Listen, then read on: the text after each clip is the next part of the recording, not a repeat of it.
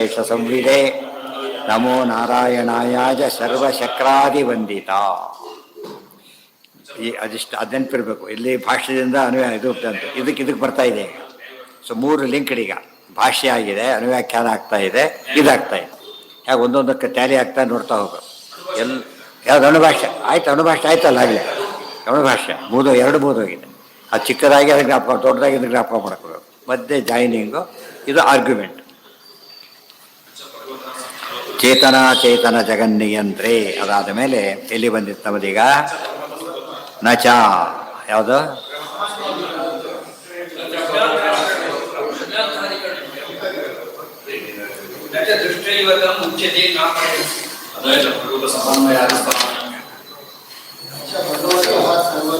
ನಚ ಭಾಗವತಃ ಸರ್ವತ್ರ ಗುಣಸಾಮ್ಯಾದ್ ಯಸ್ಯ ಕಸ್ಯಾಪಿ ರೂಪಸ್ಯ ದರ್ಶನಾತ್ ಸರ್ವೇಷಾಂ ಮುಕ್ತಿ.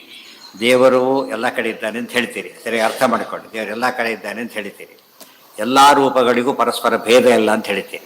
ಹಾಗಿದ್ರೆ ಬಿಂಬರೂಪ ಉಪಾಸನೆ ಯಾಕೆ ಮಾಡಬೇಕು? ನಮ್ಗೆ ಯಾವ ರೂಪ ನೋಡಿದ್ರು ಸಾಕು, ಗೊತ್ತಾಯ್ತು. ಒಪ್ಕೊಂಡು ಎಲ್ಲ ಒಪ್ಕೊಂಡ ಈಗ, ದೇವ್ರು ನೋಡ್ಬೇಕು ಅದೇ ಬಂದ ಈಗ. ಬಟ್ ಬಿಂಬರೂಪ ಒಪ್ಕೊಳಕ್ಕೆ ತಯಾರಿಲ್ಲ.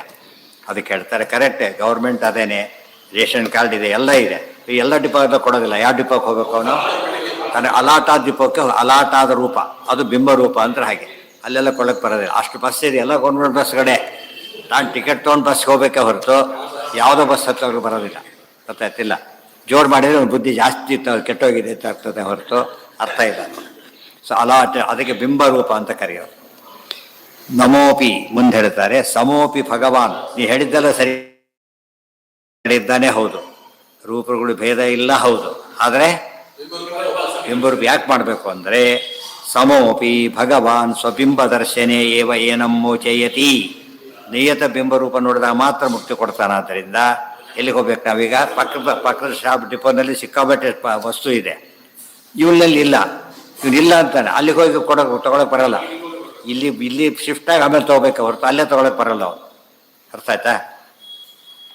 ಭಕ್ತಿರೇವ ಏನಮಿತ್. ಬ್ಯಾಂಕ್ನಲ್ಲಿ ಬೇಕಾದಷ್ಟು ದುಡ್ಡಿದೆ, ಕಂಡ್ಕೊಂಡವ್ರು ತೊಗೊಂಡೋಗ್ಬಿಟ್ರೆ ತೊಗೋತಿದ್ದಾರೆ. ಆ ಥರ ತೊಗೊಂಡೋಗ್ಬಿಟ್ರೆ ಅಕೌಂಟ್ ಹೋಲ್ಡರೇ ತೊಗೋಬೇಕು, ಅಕೌಂಟ್ ನಂಬರೇ ಹಾಕಬೇಕು. ಯಾರ್ದು ನಂಬರ್ ಹಾಕಿರೋ ಕೊಡೋದಿಲ್ಲ, ತನ್ನ ನಂಬರೇ ಹಾಕಬೇಕು. ಅದು ತನ್ನ ಅಕೌಂಟ್ ಅಂತ, ಅದು ಬಿಂಬರೂಪ. ಸಮೋಪಿ ಭಗವಾನ್ ಸ್ವಬಿಂಬ ದರ್ಶನೇ ಏವ ಏನಂ ಮೋಚಯತಿ ಯಥಾ ಸಮೇಶ್ವಪಿ ಕರ್ಮಸು ಸುಕೃತೇಮಯಮ ಏನಂ ಯೋಜಯತಿ. ಎಷ್ಟು ಸಿಂಪಲ್ ನೋಡಿ. ಅನಂತ ಕರ್ಮ ಬಿದ್ದಿದೆ. ರಾಜಯೋಗ ಪಾಂಡವರು ಮಾಡಿದ್ದಾರೆ, ಅಶ್ವಮೇಧ ಏನು ಮಾಡಿ ಎಷ್ಟು ಮಾಡಿಬಿಟ್ಟಿದ್ದಾರೆ. ಆದರೆ ನಾವು ಮಾಡಿಲ್ಲ, ನಮಗಿಲ್ಲ ಅದು. ನಾವು ಏನು ಕರ್ಮ ಮಾಡಿರ್ತೀವೋ ಅದೇ ಕರ್ಮದ ರಾಶಿ ಎಷ್ಟೇ ಇದ್ದರೂ ಕೂಡ ಅನುಭವಿಸೋಕ್ಕದ್ದು ಯಾವುದನ್ನು? ತಾನು ಮಾಡಿದ ಕರ್ಮ ಮಾತ್ರ, ಬೇರೆ ಕರ್ಮ ಅಲ್ಲ. ಅದೇ ರೀತಿಯೇ ತಾನು ಬಿಂಬರೂಪ ಉಪಾಸನೆ ಮಾಡಬೇಕು. ಕರ್ಮಸು ಸಕೃತಮೇವ ಏನಂ ಭೋಜಯತಿ. ಪರಮಾತ್ಮ ಇವನು ಮಾಡಿದ್ದನ್ನೇ ಅನುಭವಿಸಕ್ಕೆ ಕೊಡ್ತಾನೆ ಹೊರತು ಬೇರೆ ಕೊಡೋದಿಲ್ಲ. ಪಕ್ಕದಲ್ಲಿ ಕೂತವನು ರ್ಯಾಂಕು, ಅವನು ಫೇಲು. ಅಷ್ಟತ್ರ ಕೂತಿದ್ದೀವಿ ಸ್ವಲ್ಪ ಹಾಕಿ ಅಂತ ಕೇಳಿದರೆ ಇಲ್ಲ, ಹಾಕಲಿಕ್ಕೆ ಕೊಡೋದಿಲ್ಲ. ಎಷ್ಟತ್ರ ಕೂತರು ಅಷ್ಟೇ, ಇನ್ನೂ ಜಾಸ್ತಿ ಹತ್ರ ಕೂತು ಕಳಿಸ್ಬಿಡ್ತಾರೆ ಅಷ್ಟೇ, ಸಾಧ್ಯವೇ ಇಲ್ಲ. ನೀವೇ ಮಹತ್ಸೇವಾ ದ್ವಾರ ವಿಮುಕ್ತಿ ಅಂತ ಹೇಳಿದ್ದೀರಿ. ಅದಕ್ಕೆ ದೊಡ್ಡ ಗಾಡಿ ಪಕ್ಕದಲ್ಲಿ ಕೂತಿದ್ದೆ ನಾನು. ಸ್ವಲ್ಪ ಪಾಸಾದರೂ ಮಾಡಿರಿ, ಕೊನೆ ಪಕ್ಷ ರ್ಯಾಂಕ್ ಇಲ್ಲ ಅಂತ ಕೇಳಿದಿಲ್ಲ. ಸನ್ನೆನೇ ನಿನಗೆ ಏನೋ ಹೌದು. ಅದೇ ಹೇಳ್ತಿರೋದು, ಬಿಂಬರೂಪದ ಜೊತೆ ಕಾಂಟ್ಯಾಕ್ಟ್ ಅದು. ಹಾಂ ಅಲ್ಲ, ಕರೆಕ್ಟ್, ಅದೇ ಹೇಳಿದ್ದು ವಿಶೇಷ ಅಂತ ಹೇಳಿದ. ಈಗ ವಿಶೇಷ ಒಪ್ಕೊಳ್ಳೋದರ ಪ್ರಶ್ನೆ ಬರ್ತೇನೆ. ವಿಷಯ ಇದೆ, ಸರ್ಕಾರದ್ದು ಹೌದು, ಡಿಪೋ ಹೌದು, ಎಲ್ಲ ಹೌದು, ಕಾರ್ಡ್ ಇರೋದು ಹೌದು. ಆದರೆ ಕೊಟ್ಟಿದ್ದಾರೆ ಕಾರ್ಡ್ ಒಳಗೆ ಇಲ್ಲಿ ತೊಗೋಬೇಕು ಅಂತ ಕೊಟ್ಟಿದ್ದಾರೆ. ದೇವರು ಮಾಡಿದ ನಿಯಮ ಆದ್ದರಿಂದ ಅದನ್ನು ವೈಲೇಟ್ ಮಾಡಕ್ಕೆ ಬರೋದಿಲ್ಲ. ಭಕ್ತಿರೇವ ಏನಮ್ಮಿತಿ ಭಕ್ತೇರೇವ ಪೃಥಂಗೋಚಕತ್ವ ದರ್ಶನಾತ್ ನಾ ಈಶಕೃತ್ಯ ಮಿತಿ ನಾ ಮಂತವ್ಯ. ಯಾರೋ ಒಂದು ಅಪ್ಪ ಅಂತ ಕರೆದ, ಗೌರವದಿಂದ ಕರೆದ. ಇವನು ಬಾರಪ್ಪ ಮಾತಾಡಿಸ್ದ. ಅಪ್ಪ ಅದು ನೆಗೆಟ್ ಮಾಡಲಿಲ್ಲ ಅಪ್ಪ ಅಂತ ಕರೆದ. ಆದ್ದರಿಂದ ಅವನ ಆಸ್ತಿ ನನಗೆ ಬರಬೇಕು ತೊಗೊಳ್ಳೋಕೆ ಸಾಧ್ಯನೇ? ಈಗ ಅವನು ನೆಗೆಟ್ ಮಾಡಿಲ್ಲ, ಅಪ್ಪ ಅಲ್ಲ ಥೆಡಿನ ಬಂದ ಕರ ಓ ಬಾ ಅಂತ ಕರೆದ. ಜೊತೆಗೆ ಅಪ್ಪ ಅಂತ ಕರೆದ. ಹಳ್ಳಿಯಲ್ಲಿ ಕರೆಯೋದೇ ಸಾಮಾನ್ಯ. ದೊಡ್ಡ ಅಪ್ಪ ಅಮ್ಮ ಈ ಪದಗಳ ಹೆಸರು ಸಾಮಾನ್ಯ ಕರೆಯೋದಿಲ್ಲ. ಈ ಕಡೆ ಎಲ್ಲ ಒಂದು ಬ್ರದರ್ ಅಂತ ಕರೀತಾರೆ ಕೆಲವರು. ಕೆಲವರು ಗುಡ್ಡಗಳು ಗುರು ಅಂತ ಕರೀತಾರೆ. ಬೇಕಾದ್ರು ಬೆದಮಳ್ನಾಡ್ಕೆಲ್ಲ ಮಾವ ಅಂತ ಕರೀತಾರೆ. ಅವ್ರ ರೀತಿ ಮಾವ ಅಂತಷ್ಟು ಮಗಳು ಕೂಡ ಮದುವೆ ಮಾಡೋದು ಏನು ಮಾಡಬೇಕು ಪಾಪ, ಹಾಗೆಲ್ಲ ಮಾಡಕ್ಕೆ ಬರೋದಿಲ್ಲ. ಅದು ಬೇರೆ, ಜನರಲ್ ಬೇರೆ. ಸ್ಪೆಸಿಫಿಕ್ ಮಾವ ಅಂದರೆ ಯಾರು? ಹೆಣ್ಣು ಕೊಟ್ಟು ಮಾವನ ಇವನಿಗೆ ಮಾವ ಗಂಡೂರಿ ಮಾವ ಅಲ್ಲ. ಅದು ದೀಪಾವಳಿ ಯಾರ್ದ ಮೇಲೆ ಕೂತ್ಕೊಂಡ್ಬಿಟ್ರೆ ಹೋಗಿ ಅದು ಮಾವ ಮೇಲೆ ಇರ್ತಾರೆ. ನಿಮ್ಗೂ ಬಳಿ ಎದ್ದಿರೋದಲ್ಲ ನನ್ನೇ ತಿಳ್ಕೊಳ್ಳಿ, ಹಾಗೆಲ್ಲ ಮಾಡೋಕ್ಕೆ ಬರೋದಿಲ್ಲ. ಅದೆಲ್ಲ ವ್ಯವಸ್ಥೆಯಲ್ಲಿ ಕೆಟ್ಟ ಹಾಳಾಗಿ ಹೋಗಿ ಇಷ್ಟಿಟ್ಕೊಂಡ್ರೆ ಮನುಷ್ಯ ಒದ್ದಾಡ್ತಿದ್ದಾನೆ, ಸಾಧ್ಯ ಇಲ್ಲ. ಸರಿಯಾಗಿ ಅರ್ಥ ಮಾಡ್ಕೋಬೇಕು. ಇದ್ರ ತೋಟ ಎಲ್ಲಿ ಬರುತ್ತೆ ಅಂದರೆ ದೇವ್ರ ಬೇಕು, ಅನುಗ್ರಹ ಮಾಡಬೇಕು, ಅದು ಮೆಚ್ಚೋರಿಗೆ ನಾವು ಬದುಕಬೇಕಷ್ಟೆ. ದೇವ್ರು ಮೆಚ್ಚಾಗಿ ಬದುಕಬೇಕು ಹೊರತು ಬೇರೆ ದಾರಿ ಇಲ್ಲ. ಆಯಿತಾ? ಇವನು ಈ ರೀತಿ ಕ್ಲೇಮ್ ಮಾಡೋದು. ಎಂಥ ಪೇಪರಲ್ಲಿ ಬರೆದಿದ್ದೇನೆ ನಾನು, ನೀವು ಕಚಡ ಪೇಪರ್ ಕೊಟ್ಟಿದ್ದೀರಿ, ನಾನು ಬಾಂಡ್ ಪೇಪರಲ್ಲಿ ಬರೆದಿದ್ದೇನೆ. ಎಂಥ ಇಂಕು ಗೊತ್ತಾಯಿತು, ಪೆನ್ ಎಂಥದ್ದು ಗೊತ್ತಾಯಿತು, ಎಲ್ಲ ಇರ್ಬೋದು. ಸೊನ್ನೆ ಮಾರ್ಕ್ಸು. ಇದಕ್ಕೆಲ್ಲ ಮಾರ್ಕ್ಸ್ ಇಲ್ಲ. ಮಾರ್ಕ್ಸ್ ಯಾವ ಬರುತ್ತೆ ಸರಿಯಾಗಿಬಿಟ್ರೆ ಇವೆಲ್ಲ ಹೆಲ್ಪ್ ಆಗುತ್ತೆ. ಒಳ್ಳೆ ಪೆನ್, ಅವೆಲ್ಲ ಪ್ಲಸ್ ಪಾಯಿಂಟ್ಗಳೇ. ಇದು ಎಷ್ಟಿದ್ದು ಯಾವ ಮೈನಸ್ ಪಾಯಿಂಟು ನಿಮ್ಮನ್ನು ಪಾಸ್ ಮಾಡೋಕ್ಕೆ ಸಾಧ್ಯ ಇಲ್ಲ. ದೇರ್ಫೋರ್ ಅವೆಲ್ಲ ಆ್ಯಡ್ ಆಗೋದು ಯಾವಾಗ ನೀನು ಪ್ರಯತ್ನ ಪಟ್ಟು ಸರಿಯಾದ ದಾರಿಯಲ್ಲಿದ್ದರೆ ಇದ್ರ ಏನೇನೂ ಪ್ರಯೋಜನ ಇಲ್ಲ. ಯಾವುದೇ ಒಳ್ಳೆ ಸ್ಕೂಲಿಗೆ ಸೇರಿಸೋರು ಕೂಡ ಮಕ್ಕಳನ್ನ ಆ ಸ್ಕೂಲಿಗೆ ಸೇರಿಸ್ತಕ್ಕ ಪಾಸ್ ಆಗ್ತಾನೆ ಅಂತೇನೂ ಅಲ್ಲ. ಚಾನ್ಸಸ್ ವಿಲ್ ಬಿ ಬೆಟರ್ ಅಷ್ಟೇ, ಬೇರೆದಕ್ಕಿಂತ ವಾಸಿ ಅಂತಲೇ ಹೊರತು. ನೀವು ಇನ್ಸ್ಟಿಟ್ಯೂಷನ್ ತೊಗೊಂಡಿದ್ದೀರಿ, ಫೀಸ್ ಕೊಟ್ಟಿದ್ದೀನಿ, ನಾನು ಯಾಕೆ ಪಾಸ್ ಮಾಡಿಲ್ಲ ಅಂದರೆ ಫೀಸ್ ಕೊಡೋದು ಪಾಸ್ ಇರೋದಿಬಿಲಿಟಿ ಅಲ್ಲ, ಅಡ್ಮಿಷನ್ ಇದಕ್ಕಷ್ಟೇ ಅಟೆಂಡ್ ಮಾಡೋದಕ್ಕೆ ಹೊರತದಲ್ಲ. ಸಂಬಳ ಎರಗಲಾರ ಕೊಟ್ಟಿದ್ದೀನಿ, ಇನ್ನು ಸ್ವಲ್ಪ ಕೊಡ್ತೀನಿ ತೊಗೊಳ್ಳಿ ಅಂತ ಹಾಗೆಲ್ಲ ಕೊಡೋಕ್ಕೆ ಬರೋದಿಲ್ಲ. ಅದಕ್ಕೆ ಬರೀಲೇಬೇಕು, ಬೇರೆ ದಾರಿ ಇಲ್ಲ. ಅದೆಲ್ಲ ನೋಡೋದೆಲ್ಲ ನಾವು ಸುಮ್ಮನೆ ಕಥೆ ಅಲ್ಲ, ಅದು ನಮ್ಮ ರೋಲ್ ಇದ್ದೇ ಇದೆ. ಆದರೆ ತಪ್ಪದೆ ಮಾಡಲೇಬೇಕು. No excuse. ಸಂಧ್ಯಾವನೆ ಅಷ್ಟು ಜನ ಮಾಡ್ತಾರೆ, ನಾನು ಬಿಟ್ಟರೆ ಏನಾಗುತ್ತೆ ನೀವು ಗಂಟು ಅಂತ ಕೆಳಗಿಲ್ಲ. ಅಷ್ಟು ಜನ ಟ್ಯಾಕ್ಸ್ ಕೊಡ್ತಾರೆ, ನಾನು ಯಾಕೆ ಕೊಡಬೇಕು? ನಾನು ಕೊಡೋದು ಹಬ್ಬ 10,000 ಕೊಟ್ಟೇನೆ, ಏನು ಕೆಲಸ ಮಾಡ್ತೀರಿ ಹೋಗಿ ಅನ್ನಕ್ಕೆ ಬರೋದಿಲ್ಲ. ₹1 ಕೊಡಬೇಕಾದ್ರೆ ಕೊಡಲೇಬೇಕು. ಅದು ಅಪರಾಧನೇ. ಅರ್ಥ ಆಯ್ತಾ?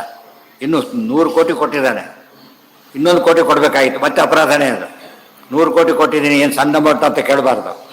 ನೀವು ಬಿಟ್ಟಿರೋದು ಎಷ್ಟೇ ಅಮೌಂಟ್ ಆದರೂ ಅಕೌಂಟೆಂಟ್ ಆಗಬೇಕಾದ್ರೆ ಕೊಡಲೇಬೇಕು. ಇದ್ರಾಗೋದೇ ಇಲ್ಲ. ಅನಾದಿತೋ ಭಕ್ತಿರೇವ ಏನಮ್ಮಿತಿ ಭಕ್ತೇರೇವ ಪ್ರಸಂಗೋಚಕತ್ವ ದರ್ಶನಾತ್ ನ ಈಶಕೃತ್ಯಮಿತಿ ನ ಮಂತವ್ಯಂ. ಮತ್ತೊಂದು ಬಂತೀಗ ಇನ್ನೊಂದು ಪ್ರಶ್ನೆ ಶುರುವಾದ ಒಂದು ಇಶ್ಯೂ ಎಷ್ಟು ಚೆನ್ನಾಗಿದೆ ನೋಡಿ. ಇಷ್ಟೊತ್ತು ಏನು ಶುರು ಮಾಡಿದ್ದವನು ಜ್ಞಾನದಿಂದ ಭಕ್ತಿ ಆಗುತ್ತೆ ಅಂತೇಳಿ, ಜ್ಞಾನದಿಂದ ಭಕ್ತಿ ಆಗುತ್ತೆ ಅಂತೇಳಿ, ಜ್ಞಾನದಿಂದ ಮುಕ್ತಿ ಆಗುತ್ತೆ ಅಂತ ಕೇಳಿದ್ನಲ್ಲ, ಉತ್ತರ ಕೊಟ್ಟಿವಿ ನಾವೀಗ. ಬಿಡಿ, ಭಕ್ತಿಯಿಂದ ಮುಕ್ತಿ ಅಂತ ಭಕ್ತಿ ಮಾಡ್ತೇನೆ, ನಿಮ್ಮದು ದೇವರದೇನು ಮಹಾವಿಷಯ ಅಂತ ಕೇಳಿದರೆ ಭಕ್ತಿನೇ ಕೊಟ್ಟುಬಿಡಿ. ಇಷ್ಟೊತ್ತು ಜ್ಞಾನ ಮೊದಲೇ ಶುರು ಮಾಡಿದ, ಕರ್ಮ ಕೊಡಲಿ ಶುರು ಮಾಡಿದ್ದ, ಆಮೇಲೆ ಜ್ಞಾನ ಕೊಡಲಿ ಶುರು ಮಾಡ್ದ, ಭಕ್ತಿ ಕೊಡಲಿ ಶುರು ಮಾಡ್ದ. ಅಲ್ಲಯ್ಯ ಭಕ್ತಿ ಅಂತ ಕರೆದ ಮೇಲೆ ಯಾರಿಗೆ ಭಕ್ತಿ ಮಾಡ್ತೀಯಲ್ಲ ಅನ್ನೋದು ಬೇಡ ನಿನಗೀಗ. ಇಷ್ಟು ಕಾಮನ್ ಸೆನ್ಸ್ ಅದು. ಆದರೆ ಅವನ ಇಲ್ಲ, ಏನಾರು ಮಾಡಿ ಅವಾಯ್ಡ್ ಮಾಡಬೇಕು. ಯಾರನ್ನ? ದೇವರನ್ನ ಅವಾಯ್ಡ್ ಮಾಡಬೇಕು. ಇವಾಗ ಯಾವುದೋ ಅಂಗಡಿಗೆ ಹೋಗ್ತೀರಿ, ಯಾವುದೋ ಬೇಕಾಗಿದೆ, ಅವನಿಲ್ಲ, ಯಾವುದೋ ಅಷ್ಟೇ ದುಡ್ಡಿಟ್ಟು ತೊಗೊಂಬರ್ತೀರಿ ನೀವು, ಅಫೆನ್ಸ್ ಅದು. ತೊಗೊಳ್ಳೋ ಹಕ್ಕು ನಿಮಗಿಲ್ಲ. ಈಗ ಅಲ್ಲಿದೆ, ಈಗ ಕೈ ಹಾಕಿದ್ರೆ ಸಿಗುತ್ತೆ ಅಷ್ಟೇ, ಲಾಕ್ ಕೂಡ ಮಾಡಿಲ್ಲ ಅವರು. ಆದರೂ ತೊಗೊಳಾಗಿಲ್ಲ, ಏನು ಬರೋವರೆಗೂ ಕಾಯಲೇಬೇಕು, ಬೇರೆ ದಾರಿ ಇಲ್ಲ. ಆ ದುಡ್ಡಿಟ್ಟು ತೊಗೊಂಡು ಹೋಗಬಾರ್ದು ಹಾಗೆ, ತಪ್ಪೇನೆ ಅದು. ಆ ದುಡ್ಡು ಯಾಕೆ ಅಂದರೆ ದುಡ್ಡು ವಸ್ತು ಬರುತ್ತೆ ಬಂದು ನಿಜ, ಸ್ಟಿಲ್ ಏನು ಸೇರ್ಕೊಂಡಿದೆ?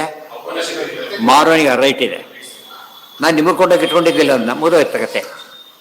ನೀವು ತೊಗೊಂಡು ನ್ಯಾಯ ಮಾಡಿರ್ಬೋದು, ನೀನು ತೊಗೊಳಕ್ಕೆ ಯಾರು ಹೇಳಿದ್ದಾರೆ? ಅರ್ಥ ಆಯ್ತಾ? ಈಗ ಅವನ ಕನ್ಸೆಂಟ್ ಬೇಕೇ ಬೇಕು. ಅದೇ ರೀತಿಯೇ ಎಲ್ಲ ಎಷ್ಟೇ ಇದ್ದರೂ ಕೂಡ ಸಂಬಂಧಪಟ್ಟ ವ್ಯಕ್ತಿ ಒಪ್ಪಿಗೆ ಇಲ್ಲದೆ ಹೋದರೆ ಸಾಧ್ಯ. ನೋಡಿ, 36 ಗುಣ ಕೂಡಿ ಬಂದಿದೆ, ಗಂಡು ಹೆಣ್ಣು ಇದ್ದಾರೆ, 36 ಗುಣ ಕೂಡಿ ಬಂದಿದೆ. ಏನೇನು ಯಾವ ಡಿಫೆಕ್ಟ್ ಎಲ್ಲರೂ ಒಪ್ಕೊಂಡ್ಬಿಟ್ಟಿದ್ದಾರೆ. ಹುಡುಗಿಗೆ ಒಪ್ಪಿಲ್ಲ, ಕತೆ ಮುಗಿತಾನೆ. ಅವ್ನು ಬೇಡ, ಇವಳು ಬೇಡ, ಇವು ಮುಗಿದೈತೆ ಕತೆ. ಇದು ಅವನು ಕ್ಯಾನ್ಸಲ್, ಮದುವೆ ಕ್ಯಾನ್ಸಲ್. ಇನ್ನು ಯಾವ ಗುಣನೂ ಇಲ್ಲ, ಏನೂ ಕೂತಿಲ್ಲ, ಆಗ ಬಂದು ಮದುವೆ ಆಗ್ತದೆ. ಆ ಥರ ಒಂದು ವ್ಯವಸ್ಥೆ ಇದ್ದಾಗ ಅದಕ್ಕೆ ತಕ್ಕಂತೆ ನಡೀದೇ ಹೋದರೆ ಮುಂದೆ ಏನಾಗುತ್ತೆ ವಿಚಾರ ಬೇರೆ. ಎಲ್ಲ ಸರಿ ಇದ್ದು ಮಾತ್ರಕ್ಕೆ ಏನಾಗಬೇಕಾಗಿಲ್ಲ, ಆಗಲೇಬೇಕು ಅಂತಿಲ್ಲ. ಎಷ್ಟೋ ಜನ ಹೇಳ್ತಾರೆ ಆ ಥರ, ಇಷ್ಟಾಯಿತು, ನಾವು ಎಷ್ಟು ಕಷ್ಟಪಟ್ಟು ಭಾರಿ ಒಳ್ಳೆ ಹುಡುಗನ ಹುಡುಕಿದೆ, ಸಿಕ್ಕಾಬಿಟ್ಟು ಮನೆ ಎಲ್ಲ ಚೆನ್ನಾಗಿ ಎಲ್ಲ ಇತ್ತು, ಹುಡುಗಿ ಬೇಡ ಅಂದ್ಬಿಟ್ಲು, ಬನ್ವತ ಇದ್ದಾಗಿದ್ದ ಜೊತೆಗೆ. ಆಮೇಲೆ ಅವನ್ನ ಆಡ್ಸ್ಕೊಬಿಟ್ರು, ಅವನು ನೋಡಿ ನಮಗೆ ಆಸೆ ಅಂತವನು. ನಾವು ಏನು ಮಾಡೋಕ್ಕಾಗತ್ತೆ, ಅವ್ರು ಇಷ್ಟ ಅಷ್ಟು. ಎಲ್ಲ ಆಗಿದೆ ಈ ಥರ ಬೇಕಾಷ್ಟಾಗಿ ಎಲ್ಲ ಎಲ್ಲ ಇರೋದನ್ನು ಬಿಡ್ತಾರೆ, ಏನು ಇಲ್ಲದನ್ನು ಒಪ್ತಾರೆ. ಆ ಕಾಲಕ್ಕೆ ದೇವ್ರ ಪ್ರೇರೇಪಣೆ ಹಾಗೆ ಮಾಡ್ತಾರೆ. ಅವನ ಹಣೆ ಬಾರ ಅಷ್ಟಿದೆ, ಅವನ ಸಾಧನೆ ಅಷ್ಟೇ ಇರೋದು. ಇನ್ನು ಹೌದು ಹೌದು, ಅಲ್ಲಿವರೆಗೆ ಸುಮ್ಮನೆ ಕೊಡಬಾರ್ದು. ಗುರುಗಳು ಬಂದೆಲ್ಲ ಉಪದೇಶ ಮಾಡಿಲ್ಲ ಅಂತ ಅಲ್ಲಿವರೆಗೆ ಏನು ಮಾಡ್ತಿರ್ಬೇಕು ನೀವೀಗ? ನೀವು ದಾರೆ ಟ್ರೈ ಮಾಡ್ತಿರ್ಬೇಕು.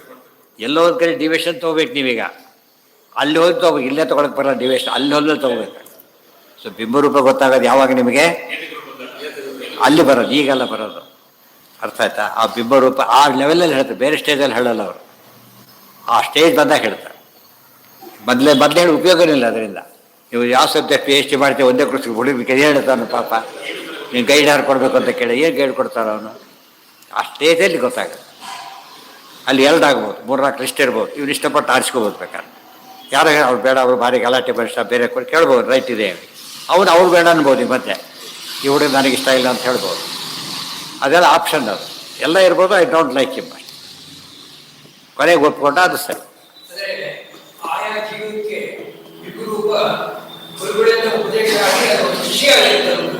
ಅಯ್ಯ, ಯಾವಾಗ ಇಲ್ಲದ ಕ್ರಿಯೇಟ್ ಮಾಡಿ ಕೊಡ್ತಾರ? ನಿಶ್ಚಯ ಆಗಿರೋದಕ್ಕೆ ಕೊಟ್ಟಿರೋದು. ಅದು ಅವ್ರಿಗೆ ಗೊತ್ತು, ಗುರುಗಳಿಗೆ ಗೊತ್ತು. ಇವತ್ತು ಯಾವುದೇ ಕ್ಲಾಸಿಗೆ ಸೇರಿದಾಗ ಸಿಲೆಬಸ್ ಏನಂತ ಯಾರು ಹೇಳಬೇಕು? ಮೇಷ್ಟ್ರು ಹೇಳಬೇಕು. ಪುಸ್ತಕ ಇರ್ಬೋದು ಇವ್ರ ಹತ್ರ, ಸಿಲೆಬಸ್ ಮೇಷ್ಟ್ರೇ ಹೇಳಬೇಕು. ಅದೇ ರೀತಿ ಗುರುಗಳೇ ಹೇಳಬೇಕು. ಬೇರೆ ಯಾವುದೋ ಮೇಷ್ಟ್ರು ಹೇಳ, ತನ್ನ ಗುರು ಕ್ಲಾಸ್ ಟೀಚರೇ ಹೇಳಬೇಕು. ಅಲ್ಲಿಗೆ ನೆಕ್ಸ್ಟ್ ಈಗ ಒಂದು ಅರ್ಥ ಆಯ್ತಾ ಈಗ? ಹಾಂ, ಇಷ್ಟೊತ್ತ ಓದಿದ್ದೆ ಅನುವ್ಯಾಖ್ಯಾನದಲ್ಲಿ ಓದಿದ್ದೇನೋ ಜ್ಞಾನ ಸಾಲದು ಪ್ರಸಾದ ಬೇಕು ಅಂತ ಹೇಳಿದ್ರೆ ಅದೇ ಕಂಟಿನ್ಯೂಷನ್. ಭಕ್ತಿ ಬೇಕು, ಜ್ಞಾನ ಬೇಕು, ದೇವರ ಅನುಗ್ರಹ ಇಲ್ಲದ ಏನೂ ವರ್ಕ್ ಮಾಡೋದಿಲ್ಲ. ಅದಕ್ಕೆ ಹೇಳ್ತಾರೆ ಅನಾದಿತೋ ಗುಣ ಸಂತೋ ಭಕ್ತ್ಯಾದ್ಯ ನಹಿ ಅಮೋ ಮುಚತ್ ಜೀವಂ ಸದ್ಗುಣ ಸದ್ಗುಣ ಸುವ್ಯಕ್ತಿಂ ಕೃತ್ವೈನಂ ಮೋಚಯೇದ್ ಹರಿ ಕಶ್ಚಿನ್ನ ಮೋಚಯೇತ್ ಕಶ್ಚಿನ್ನ ಮೋಚಯೇದ್ ವಾ ಅಸೌ ಸ್ವಾತಂತ್ರ್ಯಂ ತಸ್ಯ ತೇನ ಹಿ ಭಕ್ತಿವಾಕರಣತ್ವೇನ ಸಾವಕಾಶೇಷವಾಕ ಅವಾಗಥ ಭಕ್ತೈನಂ ತಂ ಮೋಚಯೇದ್ವಿಷ್ಣು ಇತಿ ಮಾನತ್ವಮಿಷ್ಯತಿ. ಎಷ್ಟೇ ಹೇಳಿದ್ರು ಕೂಡ ವಿಷ್ಣುವಿನ ಸ್ವಾತಂತ್ರ್ಯ ಇಟ್ಕೊಂಡು ಮಾತಾಡಬೇಕು ಹೊರತು ಬಿಟ್ಟು ಮಾತಾಡೋಕ್ಕೆ ಬರೋದಿಲ್ಲ. ಅರ್ಥ ಆಯ್ತಾ? ಭಕ್ತಿ ಮೋಚನೆ ಮಾಡುತ್ತೆ. ಆದರೆ ದೇವರು ಅದನ್ನು ಅಕ್ಸೆಪ್ಟ್ ಮಾಡಿದರೆ, ಸುಧಾಮನ ಭಕ್ತಿಯನ್ನು ಕೃಷ್ಣ ಮೆಚ್ಚಿದ, ದುರ್ಯೋಧನ ಮೆಚ್ಚಲಿಲ್ಲ. ಗೊತ್ತಾಯ್ತಾ? ಒಪ್ಪಲೇ ಇಲ್ಲ. ಅವನು ತಿಳ್ಕೊಂಡಿದ್ದ. ನೋಡೋರಿಗೆ ನಮಗೆ ಅನಿಸುತ್ತೆ ಏನು ದುರ್ಯೋಧನ ಅಷ್ಟು ಮಾಡಿದ್ದ ಪಾಪ, ಇಷ್ಟು ತಗೋಬಾರ್ದಾಗಿತ್ತೆ ಅಂತ. ಆದರೆ ಕೃಷ್ಣನಿಗೆ ಗೊತ್ತು. ಯಾರೋ ಜಗಳಾಡ್ತಿರ್ತಾರೆ, ಯಾಕೆ ನಮಗೆ ಗೊತ್ತಿಲ್ಲ ಅದು ಯಾಕೆ ಅಂತೇಳಿ. ಯಾಕೆ ಜಗಳಾಡ್ತಿರ್ ಅವ್ರು ಏನು ಮಾಡಿದ ಗೊತ್ತಾ ಅಂತ ಹೇಳಿದ್ರೆ, ಹೌದು ಹಾಗೆ ಆಡಿ ಅಂತ ಕೂತವ್ರು, ನಾನು ಒಂದು 4 ಹಾಕ್ತೀನಿ ಅಂತ ಹೇಳ್ತಾರೆ. ವಿಷಯ ಗೊತ್ತಿಲ್ಲ ನಮಗೆ, ಆದ್ದರಿಂದ ಹಾಗಾಗ್ತಾ ಇದೆ. ದೇವರಿಗೂ ಯಾವುದೇ ಒಂದು ಕೆಲಸನ ಒಬ್ಬರು ಹೊಡಿತಾ ಇದ್ದರೆ ನಮ್ಮ ಮಿದ್ದಕ್ಕಿದ್ದಾಗ ತಪ್ಪು ಅಂತ ಹೇಳೋದಕ್ಕೆ ಹೋಗಬಾರ್ದು, ಸರಿ ಅಂತ ಹೇಳೋದಕ್ಕೂ ಹೋಗಬಾರ್ದು. ವಿಷಯ ನಮಗೆ ಗೊತ್ತಿಲ್ಲ ಅಂದ್ರೆ ನಮ್ಮ ಕೆಲಸ ನೋಡ್ಕೊಂಡು ಹೋಗ್ಬಿಡ್ಬೇಕು ಅಷ್ಟೇ. ದೇವ್ರು ಹಾಗೆ, ದೇವ್ರಿಗೆ ಎಲ್ಲರಿಗೂ ಕನೆಕ್ಟ್ ಆಗಿರೋದ್ರಿಂದ ಏನೇ ಕೊಟ್ಟರು ದೇವ್ರು ಕೊಡೋದು. ನಾವು ಮಧ್ಯೆ ಇಂಟರ್ಫಿಯರ್ ಆಗಿಬಿಟ್ಟು ದೇವ್ರು ಅನ್ಯಾಯ ಮಾಡಿದ್ರೆ ನಾನು ನ್ಯಾಯ ಕೊಡ್ತೀನಿ ಅಂತ ಹೋಗ್ಬಾರ್ದು. ನಮಗೆ ಕೊಡೋಕ್ಕೆ ನಮಗೆ ನ್ಯಾಯ ಗೊತ್ತಿಲ್ಲ, ನಾವೇನು ಕೊಡೋದು, ಇನ್ನೊಬ್ರಿಗೆ ಕೊಡೋದು ನಾವೀಗ. ಸೊ ದೇವ್ರನ್ನ ಕೇಳೋ ಆಗುತ್ತೆ. ಆ ಸ್ತೋತ್ರ ಅಂದರೆ ಅದೇನೆ, ದೇವ್ರು ರಿಕ್ವೆಸ್ಟ್ ಮಾಡೋದು, ಅಪ್ಲಿಕೇಶನ್ ಹಾಕೋದು. ಫಸ್ಟ್ ರ್ಯಾಂಕ್ ಬಂದು ಎಲ್ಲೂ ಕೆಲಸ ಸಿಗ್ತಾ ಇಲ್ಲ, ಎಲ್ಲ ಪ್ಲೇ ಮಾಡ್ತಾ ಇಲ್ಲ ಫಸ್ಟ್ ಅವರು. ಅದಕ್ಕೆ ಸ್ತೋತ್ರ ಅಂದರೆ ಏನರ್ಥ? ಸ್ತೋತ್ರ ಅಂದರೆ ಅಂಡು ಅಡ್ವಾಂಟೇಜ್ ತಗೊಳ್ಳೋದಲ್ಲ, ಇರೋದನ್ನ ಕೇಳ್ಕೊಳ್ಳೋದು ಅಷ್ಟೆ. ಅಷ್ಟು ಕೆಲಸ ಮಾಡಲೇಬೇಕು. ಇಲ್ಲದ ದಾರಿ ಬೇರೆ ದಾರಿನೇ ಇಲ್ಲ. ಒಟ್ಟಿನ ಮೇಲೆ ಭಕ್ತಿ ಇಲ್ಲದೆ ಹೋದರೆ ದೇವರು ಸಿಗೋದಿಲ್ಲ. ಆದರೆ ಬರೀ ಭಕ್ತಿ ಇದ್ದು ಮಾತ್ರಕ್ಕೆ ಸಾಲದು. ಯಾರ ಬಗ್ಗೆ ಭಕ್ತಿ ಮಾಡ್ತಾರೆ ಅವ್ರು ಒಪ್ಪಬೇಕದಲ್ಲ. ಸೊ ಅಲ್ಟಿಮೇಟ್ಲಿ ಯಾರು ಮತ್ತೆ ಇಚ್ಛೆ, ಅದು ದೇವ್ರ ಇಚ್ಛೆ. ಭಕ್ತೈ ನಮ್ಮೋಚಯೇದ್ ವಿಷ್ಣು ಇತಿ ಜ್ಞಾನ. ಇದು ಇನ್ನೂ ಸಿಂಪಲ್ ತಗೊಳ್ಳಿ. ಕೃಷ್ಣ ಕೂತಿದ್ದಾನೆ, ಮಲಿಗ್ರಹ ಮಾಡಿದ್ದಾನೆ, ಇಬ್ಬರು ಬಂದರು, ಅರ್ಜುನ ದುರ್ಯೋಧನ. ಗೊತ್ತಾಯ್ತಿಲ್ಲ? ಕೃಷ್ಣ ಏನು ಮಾಡಿದೆ ಈಗ? ನಾವು ತೋರಿಸ್ತಾ ಇರ್ತಾನೆ ಯಾರೋ ಇದೇನಕ್ಕೆಲ್ಲ ಇದು ಥಿಯರಿ, ಅದು ಪ್ರಾಕ್ಟಿಕಲ್. ಅದಕ್ಕೆ ಮಹಾಭಾರತಾದಿಗಳಲ್ಲಿ ಏನು ಅಂದರೆ ನಿರ್ಣಯ ಸರ್ವಶಾಸ್ತ್ರಾಣ ಸದೃಷ್ಟಾಂತೋ ಹಿವಾರ ವಿತ್ ಇಲಿಸ್ಟ್ರೇಷನ್ ಕೊಡೋದ್ರಿಂದ ನಮಗೆ ಕ್ಲಿಯರಾಗಿ ಅರ್ಥ ಆಗುತ್ತೆ. ಕೊನೆ ನಮ್ಗೆ ಅಪ್ಲೈ ಮಾಡೋಕೆ ಕೊನೆ ನಾವು ಅಪ್ಲೈ ಮಾಡ್ಕೋಬೇಕಾದ್ರೆ ಫಸ್ಟ್ ಏನಾಯ್ತು ಈಗ? ಏನು ಬೇಕು ಬಂದಿರ ಅಂತ ಇಬ್ಬರನ್ನೂ ಮಾತಾಡಿಸಿದ, ಇಬ್ಬರನ್ನೂ ಕೇಳಿದ, ಏನು ಬಂದಿರಿ ಅಂತಲೂ ಕೇಳಿದ. ನೀವು ಸರಿಯಾಗಿ ಇಬ್ಬರು ಬಂದಿದ್ದು ಇಬ್ಬರಿಗೂ ಕೊಡ್ತೀನಿ ಅಂತ ಹೇಳಿದ. ಸಮಂ ಸಮ ಕೊಡ್ತೀರಿ ಅಂತಲೂ ಹೇಳಿದ ಯಾವ್ದು ಆರಿಸ್ಕೊಡಿ ಅಂತ ಹೇಳಿದ. ದುರ್ಯೋಧನ ಗೆಟೌಟ್ ಅಂತ ಹೇಳಿದ್ರೆ ಹೋಗ್ತಿತ್ತು ಅಷ್ಟೇ. ಗೊತ್ತಾಯ್ತಾ? ಹೇಳಲಿಲ್ಲ. ಇದು ದೇವರ ವೈಶಿಷ್ಟ್ಯ. ನೀವು ಬರೀ ಪೇಪರ್ ಕೊಟ್ಟವನು ರಿಸೀವ್ ಮಾಡಬೇಕು, ಅವನು ಲೇಟರು ತನ್ನ ಕತೆ ಬರೆದ್ಬಿಡ್ತಾರೆ ಕೆಲವರೆಲ್ಲ. ಇಶ್ಯೂ ಮಾಡಲೇ ಬೇರೆ ದಾರಿ ಇಲ್ಲ. ಅದು ನೋಡಿದೆ ಜನ ಬರೆದ್ರೆ ಬಿಟ್ಬಿಟ್ಟು ಇಲ್ಲ, ತೊಗೊಂಡು ಸಬ್ಮಿಟ್ ಮಾಡಿ. ಇವ್ನ ಕೆಲಸ ಅದು. ದೇವತೆಗಳ ಸಬ್ಮಿಟ್ ಮಾಡ್ತಾರೆ ದೇವ್ರ ಮುಂದೆ. ಒಂದು ಪೇಜ್ ಸರಿಯಾಗಿದೆ ಕೌಂಟ್ ಮಾಡ್ತಾನೆ ಫಸ್ಟ್, ಅದನ್ನು ಅಲ್ಲಿಂದ ಶುರುವಾಗುತ್ತೆ. ಆ ಥ್ರೂ ಪ್ರಾಬ್ಲಮ್ ಚಾನಲ್ ಮಧ್ಯೆ ಯಾವಲ್ಲ ಒಂದು ಇಡ್ಲಿಕ್ಕೆ ಬರೋಲ್ಲ, ಅಲ್ಲಿಂದನೇ ಬರಬೇಕದು. ಅಲ್ಲಿ ಹೋಗ್ತಾ ದಾರಿಯಲ್ಲಿ ಕೊಟ್ಟರೆ ಅಕ್ಸೆಪ್ಟ್ ಮಾಡಬಾರ್ದು ಅವನು, ತಿಳಿಯುತ್ತಿಲ್ಲ. ಅಲ್ಲಿಂದ ಅಲ್ಲಿ ಕೊಡು, ಕೇಸ್ ನಿಂದು ಕೊಡೋದಿಲ್ಲ ಅಂತ ಹೇಳ್ಬಿಡ್ತಾರೆ. ಅಲ್ಲಿ ಕೊಡು. ಮತ್ತು ಅಲ್ಲಿಂದ ಬೇರೆ ವ್ಯವಸ್ಥೆ ಇದೆ ಕೊಡೋಕ್ಕೋಸ್ಕರ. ಇವ್ರು ಅಲ್ಲಿ ಧೈರ್ಯ ಕೊಡೋಕ್ಕೆ ಬರೋಲ್ಲ, ಇಲ್ಲಿ ಹೆಡ್ಡು ಕೊಡ ಇವನ್ನೆಲ್ಲ ಅಲ್ಲಿ ಕಳಿಸ್ತಾರೆ. ಅಲ್ಲಿ ಮತ್ತೆ ಸಾಲ್ಟ್ ಔಟ್ ಮಾಡ್ತಾರೆ. ಪ್ರೊಸೀಜರ್ ಅದು. ಗೊತ್ತಾಯ್ತಾ? ಅದರಲ್ಲಿ ನ್ಯಾಯ ಸಲ್ಲಿಸಲೇಬೇಕು ನಾವು, ಬೇರೆ ದಾರಿ ಇಲ್ಲ. ಈ ಎಕ್ಸಾಮಿನರ್ ಕೈಲಿ ಸಿಕ್ಕಾಗ ಅದು ಫೈನಲ್ ಆಗಿ ಮಾರ್ಕ್ಸ್ ಹಾಕಿ ಅನೌನ್ಸ್ ಆಗ್ಬೋದು. ಅವನೇ ಎಕ್ಸಾಮಿನರ್ ಅನೌನ್ಸ್ ಮಾಡೋಂಗಿಲ್ಲ ಈ ಮಧ್ಯೆ. ಗೊತ್ತಾಯ್ತಾ ಅವ್ನ ಪದ್ಯ ಎಲ್ಲ ಗೊತ್ತಿದ್ರು ಕೂಡ ಕಾಂಪಿಟೇಟ್ ಇವತ್ತು ಏನೋ ಆಗಿರುತ್ತೆ ಸಂಬಂಧ ಮತ್ತು ಮಿನಿಸ್ಟರ್ ಹೇಳ್ತಾನೆ ಉಳಿದವ್ರಿಗೆ ಒಪ್ಪೋದಿಲ್ಲ. ಕ್ಲರ್ಕ್ ಎಲ್ಲ ಅಟೆಂಡ್ ಹೇಳಿದ್ರೆ ಗೊತ್ತಿರ್ಬೋದೆಲ್ಲ ಅವನಿಗೆ. ಅದು ಇವ್ರ ಬಾಯಲ್ಲಿ ಬಂದ್ರೆ ಅದು ಇದಾಗ ಅನೌನ್ಸ್ಮೆಂಟ್, ಉಳಿದವ್ರಿಂದ ಅನೌನ್ಸ್ಮೆಂಟ್ ಆಗೋದಿಲ್ಲ. ಅಲ್ಲಿ ಮುಗೀತು. ನಾಳೆ ದಿವಸ ಮುಂದಿನ ಇವೆಲ್ಲ ಯಾತಕ್ಕೆ ಹೇಳ್ತಿರೋದು ಪ್ರತಿಯೊಂದು ಅಂದರೆ ಇಶ್ಯೂನ ಏನು ಅರ್ಥ ಆಗಿಲ್ಲ ಹೌದಲ್ಲೋ, ಇಷ್ಟು ವಿಷಯ ತಿಳ್ಕೊಂಡ್ರೆ ಅರ್ಥ ಆಗುತ್ತೆ. ಜ್ಞಾನಕ್ಕೆ ಸೆಲ್ಫ್ ಫಂಕ್ಷನಿಂಗ್ ಕೆಪಾಸಿಟಿ ಇಲ್ಲ, ಮತ್ತು ಭಕ್ತಿಗೂ ಇಲ್ಲ. ದೇವರು ಅಲ್ಟಿಮೇಟು, ಅವನು ಉತ್ತಮ ಪ್ರಸಾದನೆ ಆಗಬೇಕು, ಒಲಿಯಲೇಬೇಕು, ಬಿಂಬರ ಉಪಾಸನೆ ಮಾಡಲೇಬೇಕು. ಎಲ್ಲ ಇಶ್ಯೂಸ್ ಇವೆಲ್ಲ ತಿಳ್ಕೊಂಡ್ಬಿಟ್ರೆ ನಾವು ಸಂಸ್ಕೃತ ಏನೂ ಬರದೆ ಹೋದ್ರೂ ಕೂಡ ಏನು ಗೊತ್ತಾಯ್ತು ನಮಗೀಗ? ಎಷ್ಟೇ ಊಟ ಮಾಡೋನಿಗೆ ಅಡುಗೆ ಮಾಡಬೇಕಂತ ಗೊತ್ತಿರಬೇಕಾಗಿಲ್ಲ. ಅಟ್ಲಾಸ ರುಚಿ ಇಲ್ಲ, ರುಚಿ ಇಲ್ಲದೆ ಅರ್ಥ ಹೊಡ್ತಾ ಅವನಿಗೆ ಅಡುಗೆ ಏನೂ ಬರೋದಿಲ್ಲ. ಆದರೆ ಅವ್ನು ಹೇಳಿದ ಮೇಲೆ ಅದೇ ಫೈನಲ್ ಇವತ್ತೇ ಅಡುಗೆ ಒಂದು ಹೋಯ್ತು ರೋಲು, ಯಾರು ತೋರಿಸ್ತೀಗ ಅವ್ರ ರೋಲೇ ಬಂದು ಏನು ಮಾಡಿ ಅವ್ನು ತಿಂದ ಇಲ್ವಲ್ರಿ, ಏನು ಮಾಡೋನೀಗ? ಸರಿ ಮಾಡಿಲ್ಲ ಅಂತ ಅರ್ಥ ಹೇಳ್ಬಿಡ್ತಾರೆ. ಲೈಫಿನ ಅರ್ಥ ಮಾಡ್ಕೊಳ್ಬೇಕಾದ್ರೆ ಶಾಸ್ತ್ರ ಓದಬೇಕು, ಇದರ ಅರ್ಥ ಆಗಲ್ಲ. ಶಾಸ್ತ್ರ ಲೈಫಿನ ಕರೆಕ್ಟಾಗಿ ನಿಮಗೆ ಅನುಭವಕ್ಕೆ ಬರುತ್ತೆ. ಅದನ್ನೇ ಶಾಸ್ತ್ರಾಧ್ಯಯನ ಅಂತ ಕರೆಯೋದು. ಅನುಭವದ ಅಡುಗೆ ಏನೂ ಮಾಡಿ ಗೊತ್ತಾಯ್ತಾ, ಯಾವುದೇ ಒಂದು ಅನುಭವಕ್ಕೆ ಬರದೇ ಹೋದರೆ ಅದಕ್ಕೆ ಏನು ಅರ್ಥನೂ ಬರುತ್ತೆ. ಏನು ಇಲ್ಲಿ ಚೆನ್ನಾಗಿ ಕೊಟ್ಟಿಲ್ವಾ? ಇಲ್ಲಿ ಚೆನ್ನಾಗಿ ಕೊಟ್ಟಿಲ್ಲ. ಆಚಾರ್ಯ ಪ್ರಶ್ನೆ ಬರೋದೇ ಇಲ್ಲ. ನಮಗೆ ಚೆನ್ನಾಗಿ ಅರ್ಥ ಆಗುತ್ತೆ ಹೇಳೋಕೆ ಹೊರತು ಅವ್ರು ಚೆನ್ನಾಗಿ